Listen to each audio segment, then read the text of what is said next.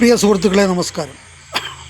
നമ്മുടെ നിയമസഭാ ചർച്ചകളൊക്കെ കണ്ടപ്പോൾ ഇന്ന് നമ്മുടെ പുതിയ പാലക്കാട് MLA, എല്ലാവർക്കും പ്രിയങ്കരനായ സിനിമാ നടൻ തോമസ് ഐസക് പറഞ്ഞ പോലെ കോമാളിയൊന്നുമല്ല കേട്ടോ. നല്ല ഒരു വാക്ചാതുര്യമുള്ള ഒരാളാണ് പുള്ളി. അദ്ദേഹം ഇന്ന് നിയമസഭയിൽ ഒരു ആവശ്യം ഉന്നയിച്ചു. ആവശ്യം അദ്ദേഹത്തിന് വേണ്ടി മാത്രമല്ല, എല്ലാ MLA-മാർക്ക് വേണ്ടിയിട്ടുമാണ്. സാധാരണ നമ്മളോർക്കും ഇത് അവരവരുടെ കാര്യം പറയാനായിട്ട് ചിലപ്പം എല്ലാവർക്കും മടി, അതുകൊണ്ടായിരിക്കും ആരും പറയാഞ്ഞ്. പക്ഷെ പുള്ളി ഒരു ആവശ്യം ഉന്നയിച്ചത് തികച്ചും ന്യായമായിട്ടുള്ളൊരു കാര്യമാണ്.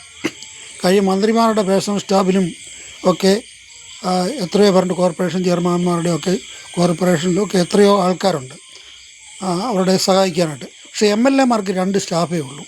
അതിലൊരാളെ ഡ്രൈവറായിട്ട് ഉപയോഗിക്കും, പിന്നെ ഒരാളാണ് ഈ കാര്യങ്ങളെല്ലാം അത് നോക്കേണ്ടത്. അപ്പോൾ പുള്ളിക്കാരൻ വളരെ സ്വതസിദ്ധമായ രീതിയിൽ ചായ അടിക്കുന്ന കാര്യം പറഞ്ഞിട്ട് പുള്ളി പറഞ്ഞു, ഒരാളെ കൂടിയെങ്കിലും നിയമിക്കണം, ഈ കമ്പ്യൂട്ടറൊക്കെ അറിയാവുന്ന ഒരാളെ കൂടിയെങ്കിലും നിയമിക്കണം ഒരു MLA-ക്ക് എന്ന് പറഞ്ഞു. തീർച്ചയായിട്ടും അദ്ദേഹം പറഞ്ഞത് നല്ലൊരു കാര്യമാണ്. കാര്യം ഒരു MLA അടുത്ത് കയറി ചെന്ന് പറയാൻ സാധിച്ചു കഴിഞ്ഞാൽ MLA അവിടെ കാണത്തില്ല. ഇതെല്ലാം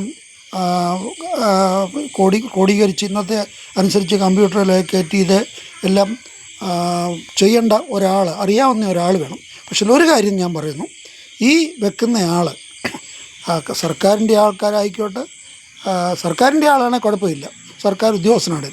അല്ലാതെ മന്ത്രിമാരുടെ ആരെങ്കിലും MLA-മാരുടെ ആരെങ്കിലും പേഴ്സണലായിട്ടുള്ള ആൾക്കാരെ വെക്കുകയാണെങ്കിൽ ഇവർക്ക് പെൻഷൻ കൊടുക്കരുത്, ശമ്പളം കൊടുക്കണം. പെൻഷൻ കൊടുത്തു കഴിഞ്ഞാൽ 2 കൊല്ലം കഴിയുമ്പോൾ ഇവർക്ക് പിന്നെ ഇവരിരിക്കുന്ന മറ്റവർക്ക് കിട്ടുന്ന പോലെ 2 കൊല്ലം ജോലി ചെയ്തു, അതുകൊണ്ട് ഇവർക്ക് പെൻഷൻ കിട്ടും, അതുകൊണ്ട് മാറ്റിയിട്ട് 2 കൊല്ലം. അതുകൊണ്ട് ഇവർക്ക് ശമ്പളം കൊടുക്കണം, പെൻഷൻ കൊടുക്കരുത്. ഇതൊരു സ്ഥിരം അപ്പോയിൻമെൻ്റ് ആക്കരുത്. ഇത്രയും പറഞ്ഞുകൊണ്ട് ഞാൻ ഉപസംഹരിക്കുന്നു. നന്ദി, നമസ്കാരം, ജയ് ഹിന്ദ്.